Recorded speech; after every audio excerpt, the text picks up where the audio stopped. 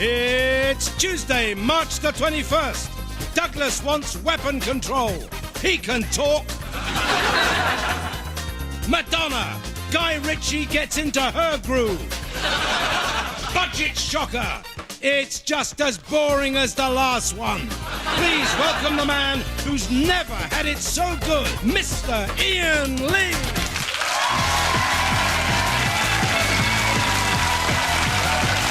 You waited. Hello. We're still here. The Joes are still here. That's all we need. That's all we need for a show. Come on.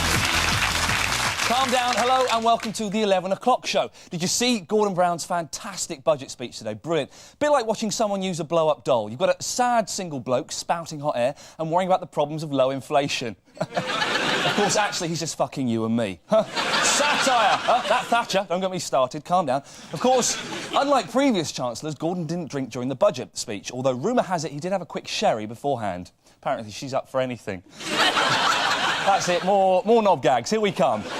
So what happened? Well, road tax has gone up. Prescott wasn't happy about that, not with his 3 Jags. He immediately went out and got completely pie-eyed. Nothing to drink, just loads of pies from the big fat... Give me the pies! And booze and petrol will cost more, which is bad news for drink drivers. Mind you, there was good news. There was good news for families up north. They get a whole £1.32 a week extra, which means they'll be able to buy their council houses and still have enough money left over to buy their 20 scraggy-ass kids some shoes. Brilliant. But what hasn't Gordon told us about? Well, according to rumours, what he gives with one hand, he takes with the other. Apparently, he's excellent at the sticky biscuit game. Just a joke for the boys there. Or ladies, you should try it, it's tasty. But I tell you what, I'm just glad this budget isn't going to affect me in the slightest. I don't drink, I don't drive, and I only ever smoke after sex.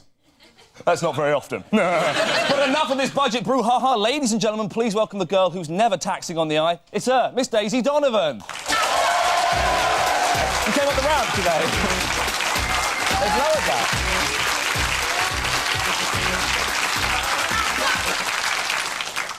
So, Madonna's going to have a baby with Guy Ritchie, but will their relationship last? She's already been through Prince, Sean Penn and Sandra Bernhardt, amongst others. That's a midget, an aggressive nutter and a gay lady. Surely she could have saved a lot of effort and just dated Sandy Toksvig instead.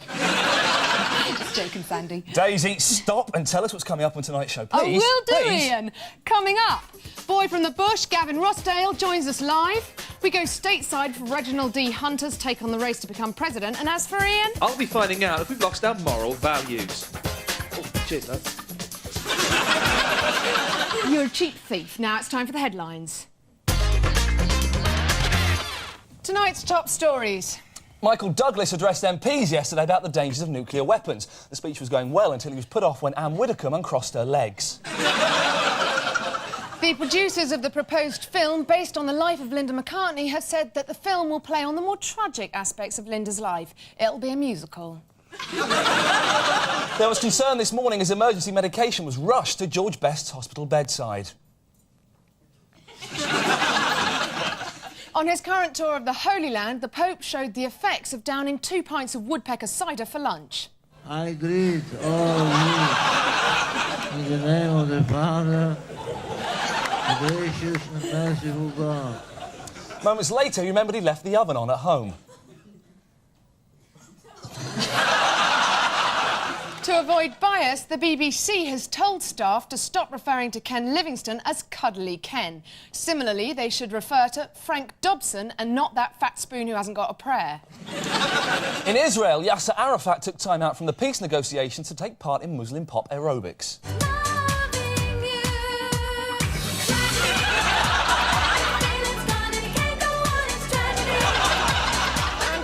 With the budget today, bad news for smokers and drinkers. You're going to die of cancer or liver failure. And those are tonight's headlines.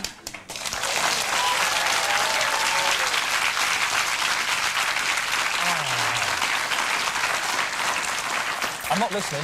In today's budget, Gordon Brown announced generous rises in funding for the NHS. But are we as a nation doing enough to look after our health? Here's Paul Garner with his report on the health of the nation. Brian certainly led a full and active life. But I think he will be best remembered for his great laughter, his dedication to Sue and the children, his tireless zest for life, and indeed his modesty and restraint. Balls. He'll be best remembered for stuffing his fat face, boozing like a bastard, and smoking like a frigging furnace. And the sad thing is, the whole country is full of morons like this, which poses some pretty serious questions about the health of the nation.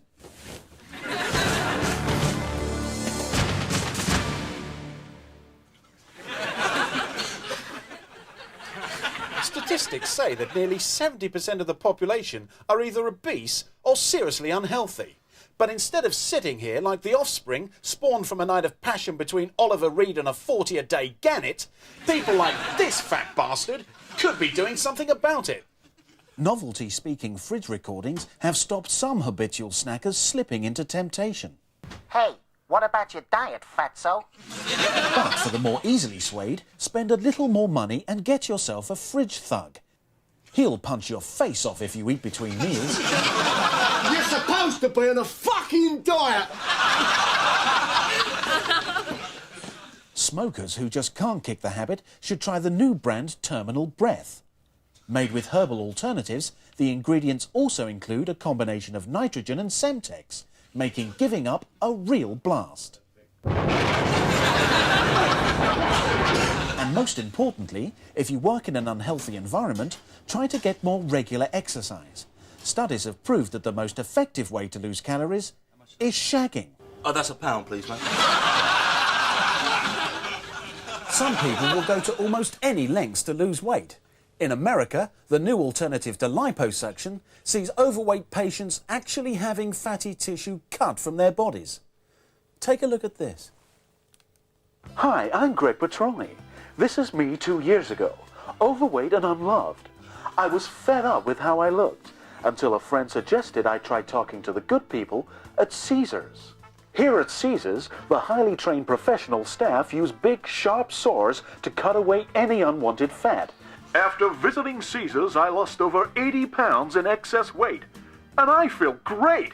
And hey, I even found myself a girlfriend. Hi, honey. Hey, Greg. Caesars. I came, they soared, I conquered my weight problem. At the end of the day, it's up to you to make your own lifestyle more healthy. If, as they say, you are what you eat, that may explain why Michael Portillo is such a massive cock. This is Paul Garner for the 11 o'clock show in Hampshire. Cheers. Oh, you dirty sot! It's a bad taste in my mouth, thank you. Well, it seems that banks are the new beggars. There's one on every high street, they're always demanding money, and every Saturday night you get the urge to piss on one.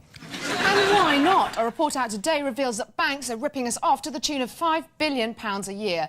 Think about it, that could buy David Beckham 3 haircuts. So what can you do to stop being ripped off? Well, we suggest you take your money out of the bank and stick it somewhere else. And to help you, here's our exclusive guide to where to put your wonga. You could put your savings under the mattress. On the upside, your money's always close at hand. On the downside, you're never going to pull if you tell people you've got a monkey and a pony under your bed. If you don't mind breaking the law, you could invest your money in a large quantity of illegal drugs. Upside, if things go well, you'll be raking it in. Downside, the only way to get your money is out of a condom stuffed up your dealer's arse. Put it in a hole in the garden. Upside, a hole in the garden doesn't charge you to get your money. Downside, rabbits are notoriously bad at giving mortgage advice. You could put your money up the chimney. Upside, you know your money will always be there. Downside, when you have to hire a Victorian urchin to get your cash out. And that was our guide to getting the most for your moolah.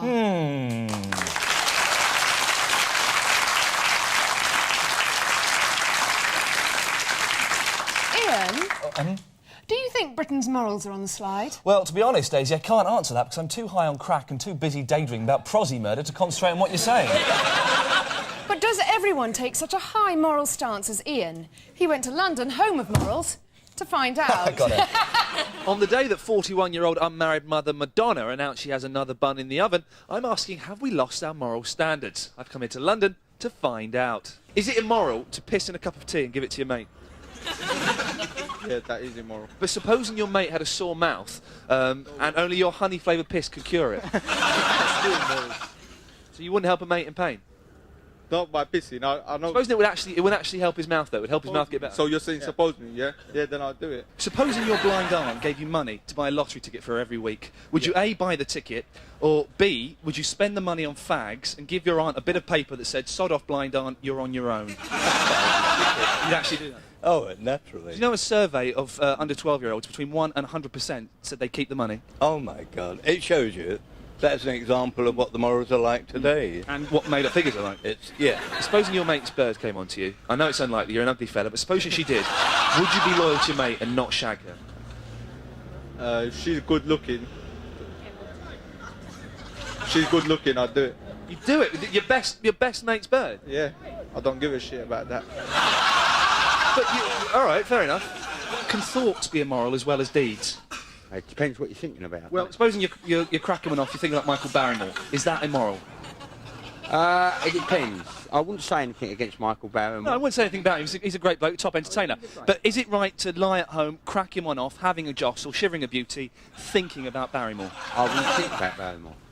You think about Dale Winton? No, I wouldn't think about Dale Winton. Don Estelle? No, not Don Estelle. Stu Francis? No, I'd think about Shania Twain. Shania Twain? Yeah. You said... So guess gets right. You're at home cracking off. You don't think about Michael Barrymore. You think about Shania Twain. So there we have it. While the rest of the country may have lost their morals, I still know the difference between right and wrong. And you can't tell me it's right to charge 60 quid for 2 Russian whores. This has been Iain Lee, the 11 o'clock show, London. I want them cheaper than that and round my place now. Shania Twain. Hollywood star Michael Douglas normally appears in big-budget blockbusters, but he recently appeared in a Welsh period drama, the day fiancée Catherine Zeta-Jones said, "I'm late." But his latest starring role is at Westminster. Yesterday, Douglas spoke to MPs about the dangers of nuclear war. It might not sound too appealing, but most present said it was far less traumatic than watching him dance with the lesbians in Basic Instinct. Unfortunately, Douglas's quest for peace has been dismissed as a publicity stunt, but in fact he's always had a wide range of charitable concerns, as we can now reveal. Before helping the UN, Douglas headed another disarmament group, the International Movie Actors Campaign for Nuclear Unilateral Termination, or IMACNUT, as this poster shows. Douglas has also worked tirelessly to highlight the misery of sex addiction. A sufferer himself, he opened a clinic for Hollywood shag addicts. Douglas eventually pulled out and then had another crack. He also helps rehabilitate those who, through no fault of their own, have been subjected to hideous ordeals by funding research into the lasting effects of being entered by John Leslie. His other favourite causes include Cradle Snatchers Anonymous. Saggy asked actors for more explicit love scenes. The Society for Mastering the Welsh Tongue. The campaign for a third sequel to Romancing the Stone. His own personal crusade to stop people referring to him as the other twat in Basic Instinct. Douglas's generosity has rubbed off on others. Fiancée Catherine Zeta-Jones is already giving high-profile support to her favourite charity, Fuck the Aged. And that was our guide to the bonkers benevolence of Michael Douglas. He said fiancée on a very posh show. Yeah. Now, some key events in our cultural history are beyond satire. The D-Day landings, winning the World Cup, and, of course, Jonathan Aitken sharing a prison shower with some bum-hungry convicts. In its continuing series on the 20th century landmarks, Ricky Gervais examines one such event which changed our lives forever. Tonight, Band-Aid.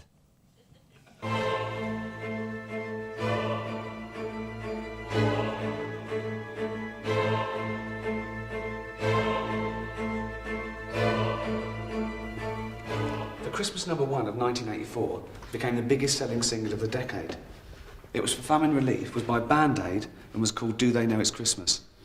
It was inspired by a trip to Ethiopia by Bob Geldof and Midge Ure on Christmas Day the year before. The Africans really hadn't made much of an effort. There was no tree, no fake snow, no glitter. They were just lying around in the dust. It was a real down atmosphere. And Bob turned to Midge and he went, "Do they know it's Christmas or what?" And Midge went, "That'd make a good title for a song." Bob went, "Yeah, we could release it as a single and give all the money to the Africans." Midge went, "Well, not all of it." Bob went, "Well, yeah, they're starving." Midge went, "Well, steady on. You know, see, a bit mean from Scotland. Don't get me started on that." Then they organised one of the most memorable live events of all time. Watched all around the world and involving only the biggest, most impressive stars. Live Aid the concert raised literally millions for famine relief, and all out of the kindness of one man's heart. He even got the Boomtown Rats to play, because they were still a big draw in 1985. That's the end of part one. Still to come, top rock totty, Gavin Rossdale. And straight after the break, we've got classic clips of full-on live bed action from Amsterdam. You don't want to miss it.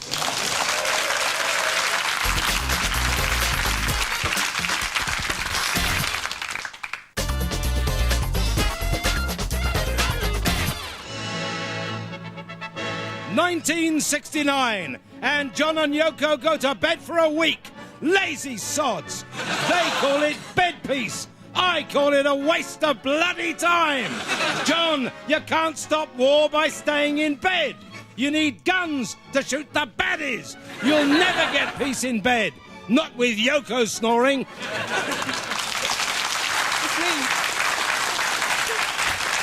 Welcome back to the 11 o'clock show. Coming up, the man who cracked America, Gavin Rossdale. But first, it's time for another look at tonight's headlines. Reports claim Hillary Clinton had 12 lesbian lovers. Bill demands to see the evidence, preferably on video. Academy thanks Trump for finding Oscars. Trump thanks his mother, his fans and God. Gay disco at psychiatric hospital. They dance to the tunes in their head. British politicians are renowned for listening to the concerns of ethnic voters and then completely ignoring them. But what about the US? Here's our American correspondent, Reginald D. Hunter, with his view on the race for the White House. It's election year 2000, and if George Bush or Al Gore is going to make it to the White House, they're first going to have to be accepted in a lot of black houses. Great strides have been made since the 1960s, but the American South has a long way to go before it realizes Dr. Martin Luther King's dream. I knew Dr. King, and I knew about his dream. But what most folks don't know is Dr. King had more than one dream. He had lots of dreams. Like the one where he was urinating on them turkeys. Despite the economic independence of the Black South, the Republican Party has more or less given up trying to attract their vote. In New Hampshire, they spend millions wooing voters. But in Georgia, they tend to spend a little less. Race relations between blacks and whites in America are much improved, but incidents, such as the recent shooting of a young black man by New York City police, continue to divide the community. You know, the police were begging this guy to surrender. Then he puts his hand in his pocket and pulls out what first appears to be a bazooka. Then at second glance, looks more like a rocket launcher. The cops have no choice except to start firing. I saw it. I saw the whole thing. They shot that brother 56 times, and then they laid a 45 and a naked white woman next to the body. And then they had a cookout while they waited for the ambulance to come. The South is still dominated by what we call rednecks, and their old prejudices and paranoias are alive and well. We want to get rid of the secret gay, Jewish, Negro conglomerate that truly controls this country. For them to say that we have power and influence over the media is just simply ridiculous. And, excuse me. Yes, give it to Will Smith. As I was saying, we have no power or influence over the media because if we did... Just a moment. Yes, give it to Will Smith. Anyway, as I was saying. This is Reginald D. Hunter, the 11 o'clock show, the White House.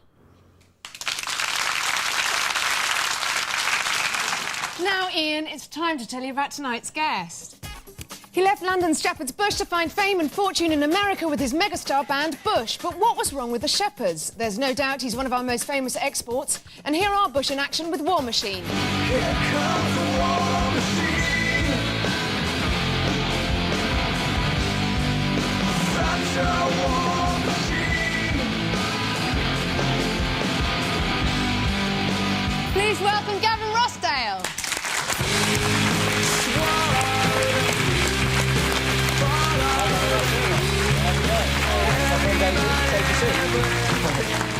Lovely to meet you. Thanks very much for coming on. Don't be scared. Pleasure. I won't be scared. OK, cool. Now, you're in one of the biggest bands in America. Right. How does it feel? It feels pretty good. It feels pretty human, yeah, it's all right. Is it quite nice? Yeah, it's good. Now, is it being a bit naff, though? Does it feel a bit naff being worshipped by Yanks? No, worship is always good wherever it comes from. Oh, really? It doesn't matter who's worshipping you as long as there's some glory. It's fine. You still dating Gwen off of No Doubt? I think so, as we speak, as it goes out, you know, transmission time and Is all it that. that up and down? Or... Oh, yeah, it's tempestuous, you know. They're the best ones, tempestuous. Fire. Give her a good kicking. No, not kicking, David. Sorry. There's a difference between a kicking and a romantic, gentle slap. Well, I want to ask about this. Or is there? I don't know. I want to ask about this because you're in a top rock and roll band. Do Right. you lead the hell-raising lifestyle? Well, you know, from time to time, it's been known. Have you thrown a telly out the hotel window? No. You must have been tempted, because all bands... I was going to do it for the NME. They wanted to do some, like, rock and roll cliches. And we said, yeah, you know, we'll chuck a telly out the window. They said, oh, sorry, they don't have the budget for that. The thing I know about being a rock band, is it true, do you get loads of groupies just coming on to you, sex whenever you want, twos up, five, OXO, chicken sandwich, high five? Do you get to do all that whenever you want? Yeah. Where's my guitar? I fancy a twiddle. Now, this week's Melody Maker has compiled a list of the top 20 rock and roll hellraisers. Let's have a quick look at it. Right. We've got Marilyn Manson, the biggest pretender, at number 9. Robbie Williams there, just below Liam Gallagher. That's interesting. Kurt being at number 1's a bit weird because his whole thing was like to rail against all that excess that was going on from the sort of hair band. So he shouldn't really be at the top of that list. Should he of be in course, this he can't song? answer himself, bless him. But I mean, what was he? So he wasn't a hellraiser at all. He was into drugs and guns, wasn't he? I'm guessing. I don't know. I can't answer for that, but definitely, like, I think I'm not sure about him being as a hellraiser. You know, more of a punk. OK, now we saw yeah. that list of hellraisers there. Does it help if you're dead? I mean, Keith Moon and Kurt Cobain are on there. You know, they say death sells. Yeah. Well, what about Richie from the Manics? Because all he did was just get himself lost, and he's at number 4. So, I mean... But he did great for that band. I mean, you know, he wrote all the words for them and get them going, and then How do they still that write final push. Now I think that the singer does it now. yeah, and he's rubbish. Were you surprised as I was not to see Nick Kershaw on that list? I mean, after such great work such as The Riddle, is it not a bit weird? I think that he's probably one of the greatest purveyors of death rock I've ever known. Yeah, I think so. He killed music. Yeah. Ladies and gentlemen, Gavin Rossdale.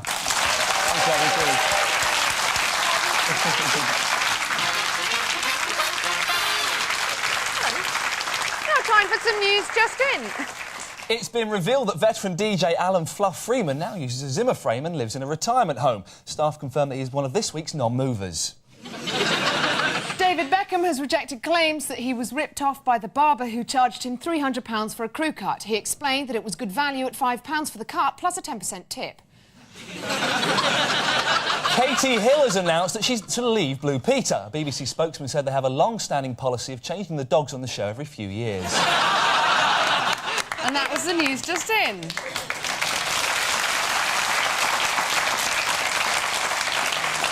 Sorry, late-night TV fans, but that's about it for tonight's show. Boo-hoo! But first, the FA denied that British football is turning into a circus.